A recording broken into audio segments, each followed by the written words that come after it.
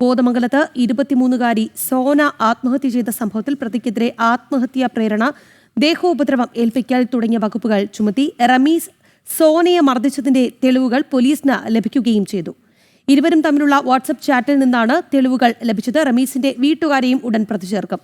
റമീസ് മുൻപ് ലഹരി കേസിലെ പ്രതിയാണ് എന്നും പോലീസ് വ്യക്തമാക്കിയിട്ടുണ്ട്. ജനം TV വാർത്തയെ തുടർന്നാണ് റമീസിനെ പോലീസ് കസ്റ്റഡിയിൽ എടുത്തത്. റമീസ് നിർബന്ധിച്ച് മതം മാറ്റാൻ ശ്രമിച്ചു എന്നാണ് സോനയുടെ സുഹൃത്ത് പറയുന്നത്. വിവരങ്ങളുമായി നിഷ ദിലീപ് ചേരുന്നുണ്ട്. നിഷ, സോനയുടെ സുഹൃത്ത് അടക്കം നമ്മളോട് സംസാരിച്ചിരുന്നതാണ്. വളരെ ഗുരുതരമായ ആക്ഷേപമാണ് റമീസിനെതിരെ ആ കുടുംബവും ഒപ്പം സുഹൃത്തുക്കളും പങ്കുവയ്ക്കുന്നത്. എന്താണ് കൂടുതൽ വിവരങ്ങൾ?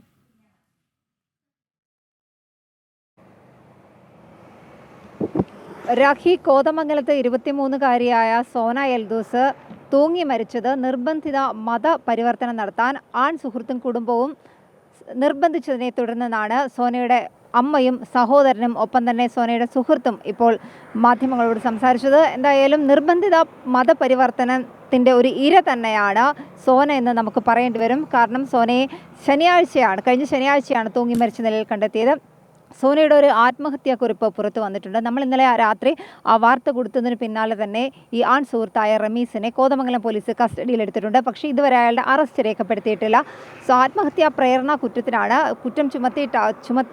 പ്രേരണ കുറ്റമാണ് ഇപ്പോൾ റമീസിനെതിരെ പോലീസ് ചുമത്തിയിരിക്കുന്നത്. അല്പസമയത്തിനകം തന്നെ ഇയാളുടെ അറസ്റ്റ് രേഖപ്പെടുത്തുമെന്നാണ് പോലീസ് അറിയിച്ചിട്ടുള്ളത്. എന്തായാലും ഈ സോനയുടെ ആത്മഹത്യാക്കുറിപ്പിൽ കൃത്യമായി തന്നെ പറയുന്നുണ്ട് തൻ്റെ മരണത്തിന് ഉത്തരവാദികൾ ആൺ സുഹൃത്തായ റമീസും അയാളുടെ മാതാപിതാക്കളും സുഹൃത്തുക്കളുമാണെന്നുള്ള കാര്യം.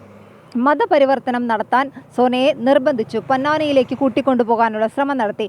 അതായത് ഈ മാസം 3-ാം തീയതി രജിസ്റ്റർ മാരേജ് നടത്താമെന്ന് പറഞ്ഞ് റമീസ് ആലുവയിലുള്ള വീട്ടിലേക്ക് സോനയെ കൂട്ടിക്കൊണ്ടുപോയി. അവിടെ ചെന്നപ്പോൾ റമീസിൻ്റെ ബന്ധുക്കളടക്കമുള്ള ആളുകളുണ്ടായിരുന്നു. ഒരു വാഹനത്തിൽ കയറ്റി സോനയെ പൊന്നാനിയിലേക്ക് കൊണ്ടുപോകാൻ ശ്രമം നടത്തി. സോന പോകാൻ കൂട്ടാക്കാതിരുന്നതിനെ തുടർന്ന് സോനയെ മാതാപിതാക്കളും റമീസിൻ്റെ ബന്ധുക്കളും റമീസും ഒക്കെ ചേർന്ന് മർദ്ദിച്ചു. സോന ഇത് കൃത്യമായി തന്നെ ആത്മഹത്യാക്കുറിപ്പിൽ രേഖപ്പെടുത്തിയിട്ടുണ്ട്. പക്ഷേ പോലീസ് ഇതിനൊന്നും തന്നെ കേസെടുത്തിട്ടില്ല. റമീസിനെ കസ്റ്റഡിയിലെടുത്തു. പക്ഷേ സോനയുടെ വീട്ടുകാരെ വിളിച്ച് മൊഴിയെടുക്കാനോ അവരിൽ നിന്ന് കാര്യങ്ങൾ ചോദിച്ചറിയാനോ ഒന്നും തന്നെ പോലീസ് ഈ സമയം വരെ തയ്യാറായിട്ടില്ല. തങ്ങളെ ഈ കാര്യങ്ങൾ റമീസിനെ കസ്റ്റഡിയിലെടുത്ത കാര്യം പോലും തങ്ങളെ അറിയിച്ചില്ല എന്നാണ് സോനയുടെ സഹോദരനും അമ്മയും അടക്കമുള്ള ആളുകൾ പറഞ്ഞിരിക്കുന്നത്. എന്തായാലും സോനയുടെ ഒരു സുഹൃത്ത് സംസാരിക്കുന്നത് നമ്മൾ കേട്ടതാണ്. അവരോടാണ് സോന കൃത്യമായി കാര്യങ്ങളെല്ലാം പറഞ്ഞത്. റമീസിൻ്റെ വീട്ടിൽ വെച്ച് മർദ്ദനമുണ്ടായപ്പോഴും സോന ഈ സുഹൃത്തായ ജോൺസിയെ വിളിച്ച് പറഞ്ഞു തന്നെ മർദ്ദിച്ചതായും പൊന്നാനിയിലേക്ക് കൊണ്ടുപോകാനായിട്ട് ശ്രമിക്കുന്നതായും ഒക്കെ പറഞ്ഞു. ജോൺസി ആങ്ങളെ വിളിച്ച് പറയുമെന്ന് പറഞ്ഞതോടെയാണ് റമീസും കൂട്ടുകാരും ചേർന്ന് സോനയെ കോതമംഗലത്തെ വീട്ടിലേക്ക് കൊണ്ടുവന്നത്. വീട്ടിലേക്ക് വന്ന സമയം മുതൽ തന്നെ സോന കടുത്ത മാനസിക സമ്മർദ്ദത്തിലായിരുന്നുവെന്ന് സോനയുടെ അമ്മ അടക്കമുള്ളവർ പറയുന്നുണ്ട്. എന്തായാലും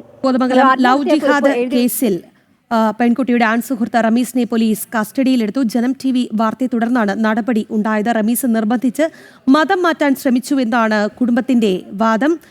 വിശദാംശങ്ങൾ നൽകിയത് നിഷ ദിലീപാണ് കൊച്ചിയിൽ നിന്ന്.